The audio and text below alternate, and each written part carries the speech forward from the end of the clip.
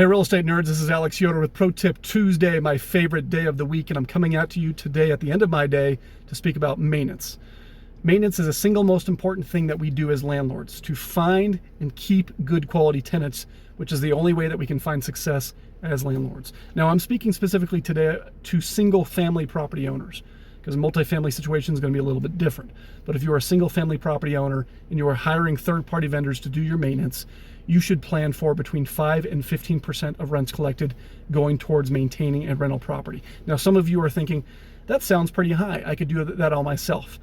I will do a separate video about why I think it's a bad idea to do all your own maintenance. I've had so many problems with that. But let's just say that you are already hiring third-party vendors, or you're already planning on hiring third-party vendors, and you want to know what it's going to look like so that you can financially prepare and financially plan for what those expenses are going to be. So again, 5 and 15%. Now that range is pretty wide because we pulled stats not only from our own doors but from several other very large companies in town to see what that may be. And some of those companies have older portfolios or lots of properties at the lower end of the scale and at lower price points. And so that'll obviously influence that, and a lot of those people were coming in closer to the 10 to 15% mark, whereas some of the other folks who had higher average rents and newer properties were coming in closer to the 5% mark. So let's just say that you are an investor and you own a $1,600 a month property, around the average for a single family home in this market. You're probably going to fall between the 5 and 10% mark. We as a company fell at about 7.5 because we have a pretty mixed blend of properties.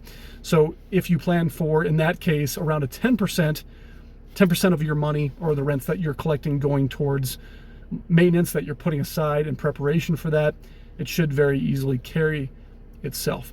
Now, if you want to dig into the weeds on this, feel free to call me and go over it in greater detail. But that is, in short, kind of what you should be planning for as a property owner, as an investor, as a landlord in this market, for folks who want to maintain properties and who want to find and keep good quality tenants.